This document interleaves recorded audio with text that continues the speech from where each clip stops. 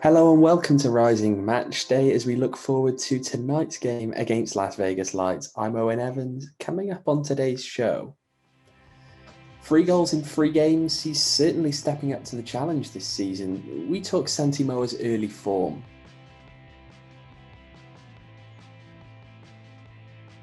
It's still a couple of 2 teams up top, but let's look at the bigger picture in the Pacific Division. And a new look to Vegas this season as LAFC's reserve team. But what does that mean for tonight? We take a peek at Lights. Joining me today is Arizona Sports' Jake Anderson. Jake, welcome back. Hey, Owen, thanks for having me back. As always, a lot to get through, but let's start with last week as Rising fell to their first loss of the season. Tampa Bay, the final that should have been, perhaps more interestingly, the last time this club travelled out to the Eastern Time Zone for a regular season match. It was still called Arizona United, and USL Pro, as it was then called, was still a single table with no conferences. But not a good start for Rising, though. A quick break by Tampa leads to a ball whipped in across from the left, and Aidan Quinn turns it into his own net. It's just an unfortunate play for Phoenix and for Aidan Quinn, who's backtracking to cover guys who were out of position. And it's not just the Quinn mistake. It's a mistake earlier up in the play. You get guys pulled out of position, and that ends up what happening. It's just not a start you really can afford against a team like Tampa, because as you saw the rest of the match, it was a pretty tight affair. 10 minutes later, Quinn with a chance to make amends, but he can't keep that effort on target. Again, it's unfortunate that it's Quinn. He gets the chance to make up for his blunder. And it kind of goes to what we've spoken about in the past, to where is Santi too selfless? Does he set up passes too often? And maybe he could have shot there. Second half, the defence were fairly motionless on that corner there you just saw. Tampa Bay doubles its advantage. Steven Dos Santos poking in from close range. Again, it's a little different 15 minutes in rather than just 5 minutes in, but still allowing an early goal out of the break is more of a sense of a lack of concentration than anything else. But Rising's not out of it. Santi Moar jumping onto the flick on there from Rufat Dadashov. Fantastic strike. Little bit of afters there from Dadashov and Lara, but don't let that take away from the strike at all. Oh, it's a fantastic goal by Santi. It's another long ball by James Musa. It seems to be a way that Phoenix is getting on the break, but we've seen similar plays to this, not necessarily the greatest of execution, but we have seen this before, to where they try to get a long ball into Rufa and he flicks it on to one of the wingers, and in this particular one, Santi got it and put it in the back of the net. 5 minutes later, and Rising wants a penalty. You see here Forrest Lasso coming in on the back of Solo. Ismir Pekmic in the middle and moved. Jake, what's your take on this? Live time, you thought it was going to get called, and then after reviewing it, you realize it maybe should have been called. And I think just the combination of a bad first touch and Solo's reputation to go down pretty easily, I think that might be in the referee's head, and he doesn't call it for that reason. So 2-1 in Tampa, the hosts coming away victorious. Here's what Rick Schantz had to say about the game. Well, one, I learned that the guys are extremely competitive. They got a lot of fight, not willing to roll over easy in difficult moments. We learned that, we struggled a little bit technically and tactically under immense pressure. Their field was fairly small, and it was hard to create space. So we had a plan where we were supposed to play wide back and then a ball into Rufat's feet rather than to his head. And I think we just kind of settled because of all the pressure. We just settled for long ball after long ball. So,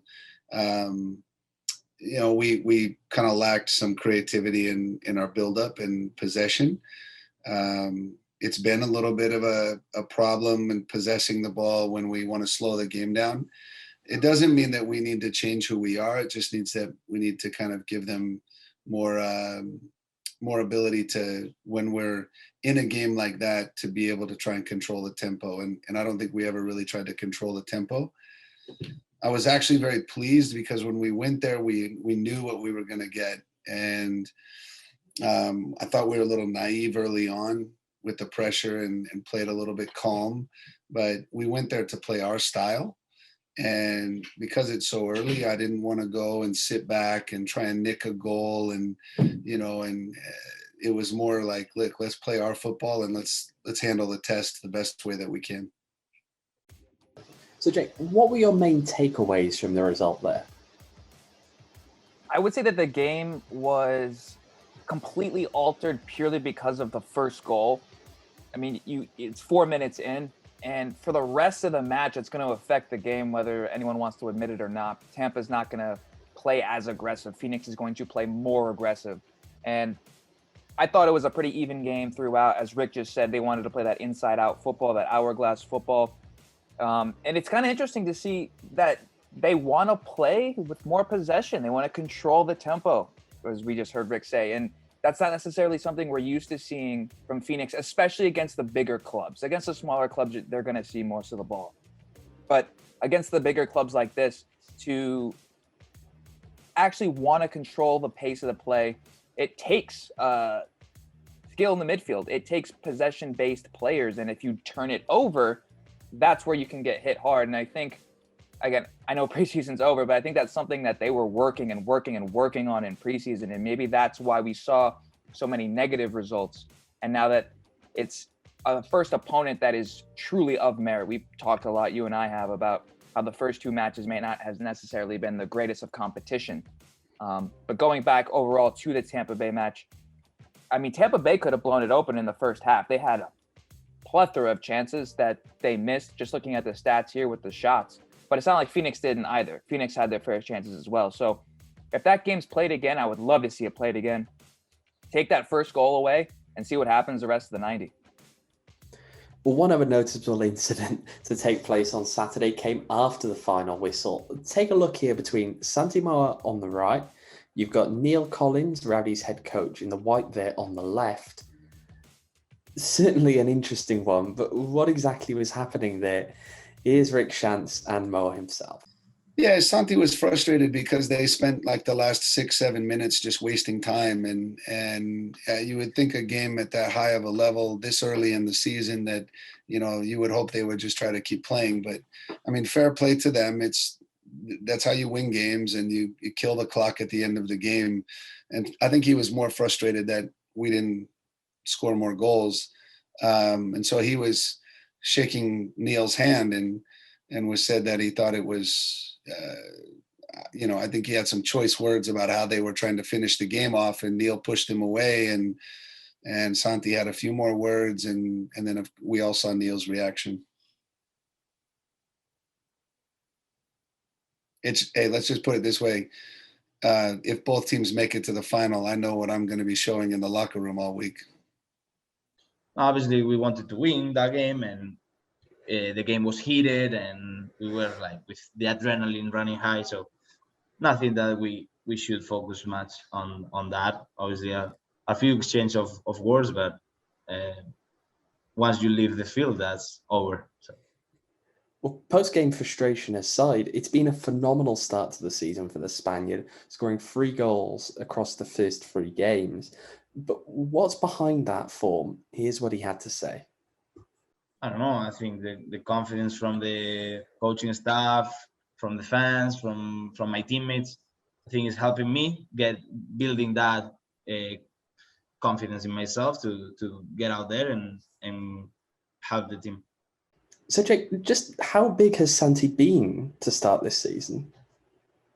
I mean, Santi has answered the call of the question that everyone had of who's going to replace Junior Flemings. Obviously, we saw him do it at the end of last season, but because of the slower start and the unlucky start, I like to say, that happened at the beginning of last season, we weren't sure what to expect coming into 2021. And to see that he has scored in every game, he has 2 assists, I believe, in the first 3 matches. His involvement and his ability to execute at the highest of levels is something that Rising is benefiting from, and it's the reason why they have 6 points out of 9 and have been able to win their 2 matches that they have won pretty handedly. Well, obviously, we've seen a good start from him before. Back when he was with New Mexico, he scored 9 goals before the end of May, but only a couple after. Do you think he's got it in him to maintain this form throughout the season, or do you think he might fade away? I mean, to score a goal every game is just hard to do in general. I mean, if he's going to put on a 30-plus performer, I'm all for it. But he'll probably slow down purely because of tired legs or just because of man marking or whatever game plan a team will have. But I also think that'll open up other opportunities for other players because you might have to shift to Santi's side, which might open up Solo on the other side and vice versa, right? Santi could be benefiting from the fact that teams are trying so hard to slow down Solo. So when you have the two big wingers that Rising has, I think there's no way to stop both. You can't defend horizontally the whole match. You're going to have to give space to one of them, and both of them can dribble, both of them can pass. And I think that's why we've seen one of them come out of the gate so hot, and then now we've seen Solo in game 2. So we'll see. Teams are going to have to just pick who they're going to want to slow down / stop, and the other one will have to beat them. And so far, they have beaten them. Well, let's take a look now more broadly across the Pacific Division. Not too many games since Rising's clash against Tampa. In midweek, though, LA Galaxy 2 did take on Sporting Kansas City 2. That game finishing 1-1, Dominic Reshetar giving the visitors a second half lead, before Jorge Hernandez bringing the scores level in the second half. Perhaps more interestingly, though, Orange County opening their season up in Tacoma last Sunday, they fell to a 1-0 loss, Alfonso Ocampo Chavez being the difference maker. But the most important part of that match, Adam Jahn going out injured. Both him and Seth Kasipli now set to miss the remainder of the 2021 season. Jake, how big do you think that could be in terms of being a blow to Orange County? I think it's a massive, monumental blow to Orange County. It's two guys who you were counting on to play a majority of your minutes for the entire season to produce goals for you, especially. And I mean, Adam Jahn is a guy I've said that Phoenix has missed just because of his ability to get the ball to his feet, just turn and have a go on the half turn and be incredibly accurate with it, and as well as his heading accuracy. But it's been a weird season so far. I mean, you look at the Pacific Division standings and you have you have Los Dos and Tacoma at the top of the table. And those are two teams that I would say we would probably expect to be on the exact opposite end of the table come season ends. But honestly, we don't know what to expect. But to go back to OC, they're going to have to find goals from somewhere. And it's early. It's only May, and we still have until November.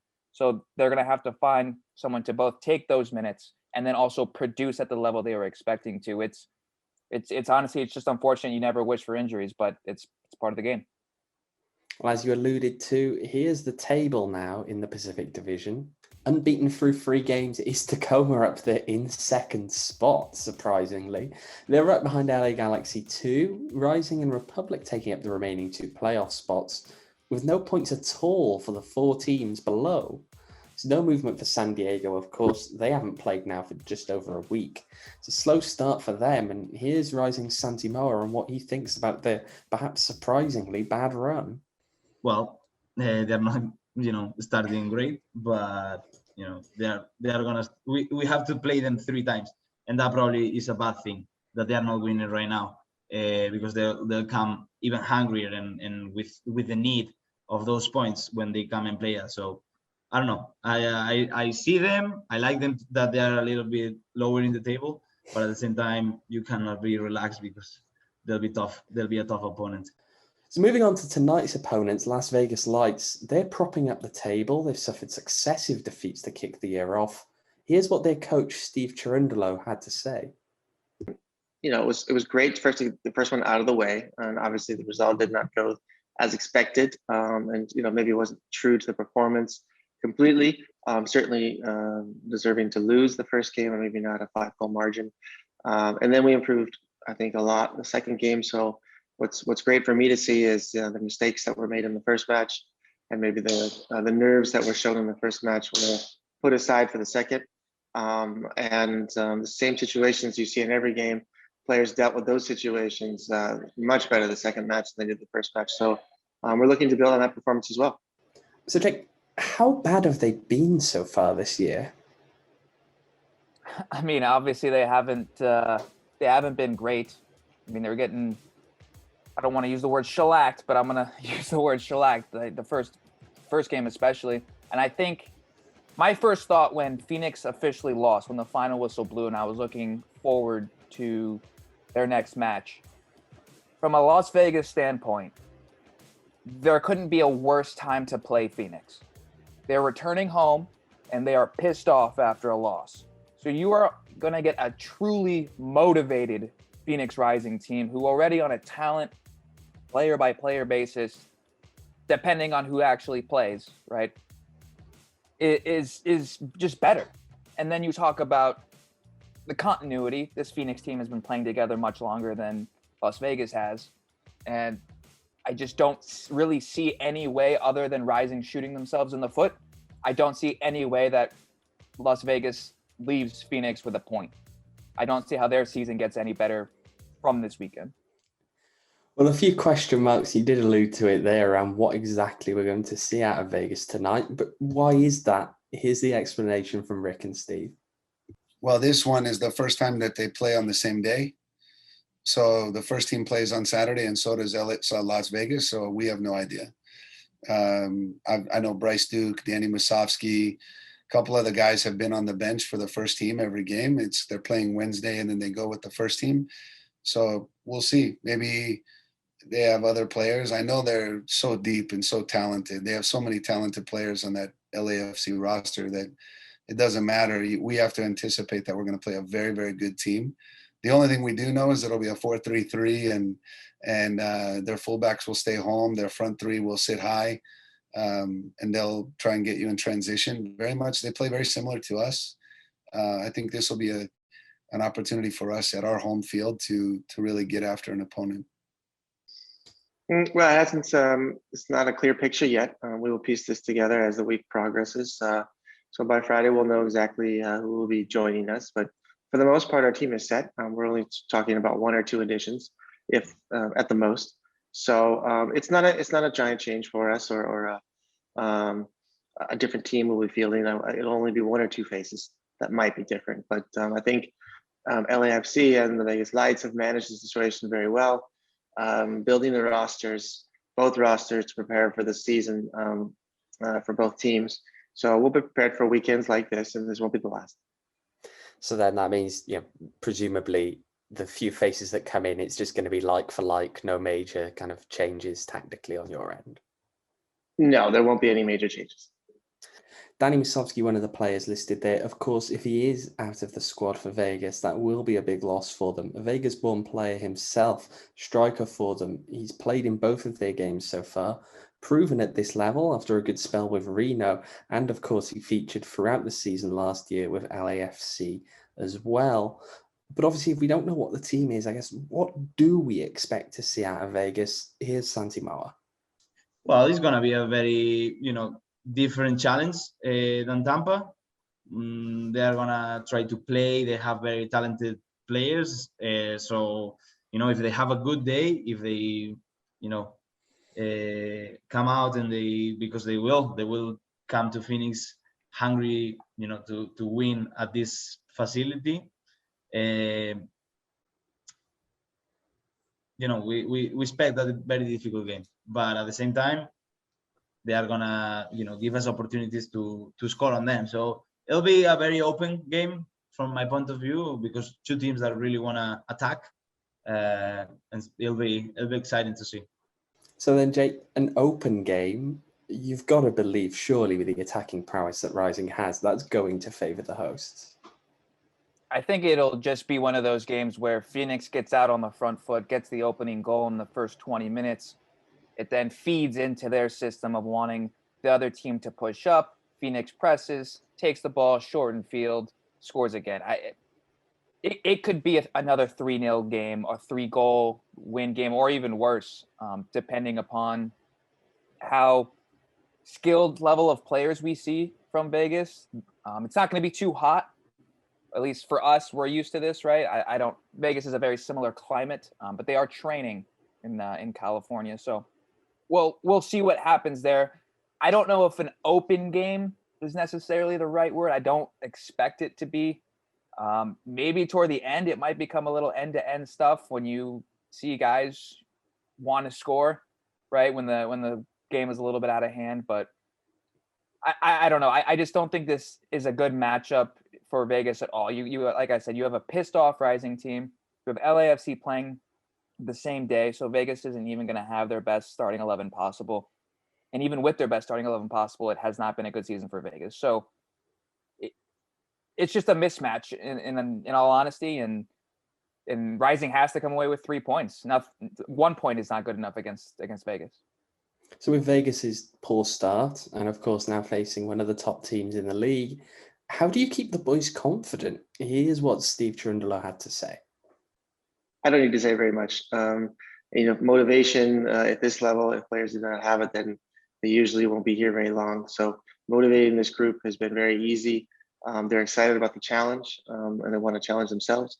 And it is a good challenge for us. So we're up for it. And, the losses that we had in the weeks prior, if you were out in training, you would see that they play no part in the players' minds right now. We do a good job of, I think, speaking about the losses, taking the lessons out of each game, going through the video early on in the week, and then start focusing on the next week. So what's happened in the past is in the past, and we are very much looking forward to this match Saturday.